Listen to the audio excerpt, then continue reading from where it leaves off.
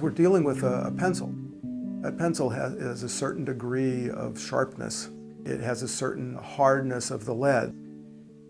You can take a pencil that has a particular point on it, and by pressing harder or softer on a particular piece of paper, you can make a line that's lighter or darker, thinner or thicker, and it becomes this tremendous, joyous interface, if you will, of creation, because you're able to really put a little piece of your soul into making something special for you, not just what you know to be ultimately this object, but the actual piece of art, if you will, your little piece of art that's on your board. I became an architect because in the third grade I thought I really wanted to be one. I liked all kinds of different things, math and art and reading, and I couldn't focus on any one thing except architecture. I had taken drafting courses in high school thinking that was a great preparation for architecture school. I took 10 periods a week purposely because I wanted to be I wanted to be really good at that.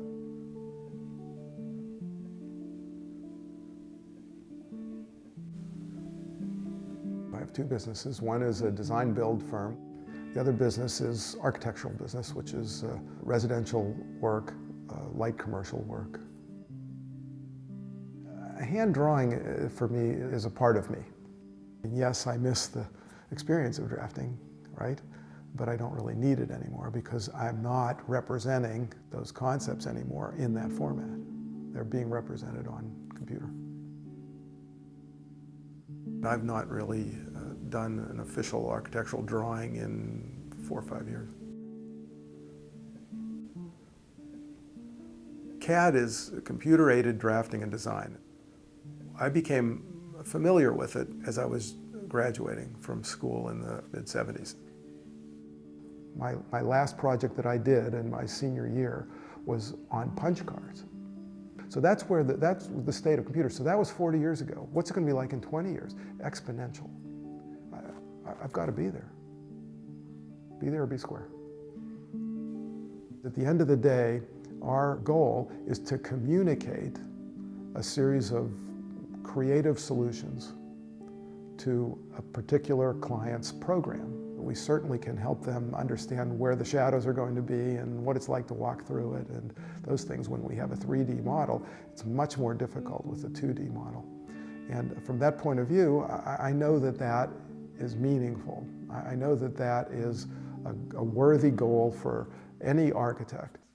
The 3D programs are really designed to enable the architects or the designer to explore sun studies, any number of things that would have been hopelessly expensive to generate in previous times. So it makes the individual architect, without the enormous resources, able to explore things that he or she never could do before.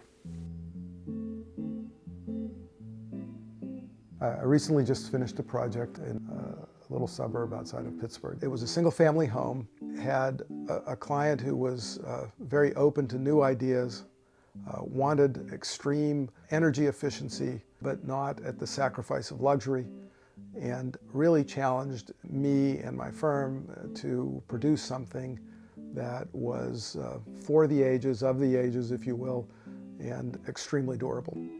That particular project, for me, that's the project of a lifetime.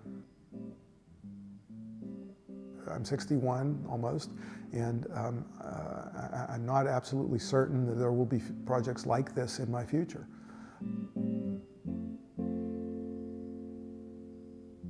I used the 3D modeling program, which was a tremendously helpful tool. When I saw the finished project, it was like I had seen them in reality when I stood from a particular vantage point. It looked exactly like the house. The program has the potential to move my design to a different level. For better or worse, I don't know, but I'm anxious to try, willing to try, enthusiastic to try. So the question, though, in my mind is there success at the end of this process, or is there in fact frustration? At the moment, there's a lot of frustration. In the program I'm using are a series of preloaded elements. One element is a wall oven that below it has a drawer. The cabinet that is preloaded into this program, when you stretch the size, stretches the height of the oven, but not the height of the drawer. So if your oven is 28 inches tall, A, you cannot tell the program the oven is 28 inches tall. B, when you stretch it, it doesn't stretch the drawer, it stretches the oven. That will never happen. The drawer is the thing that's flexible. But with the computer, there's just an incredibly complex process that's going on in the background.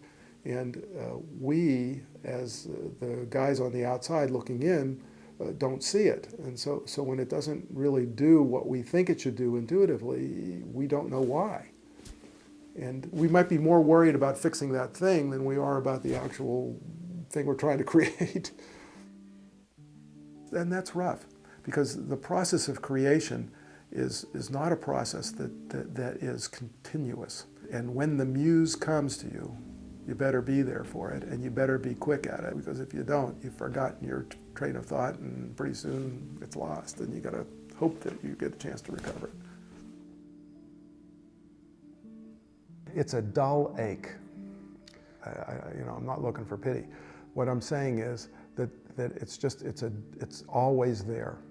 It's always the feeling that I'm working for the computer, not the other way around. There's this feeling of subjugation, and it is exhausting, and it absorbs a tremendous amount of my personal energy, and that troubles me.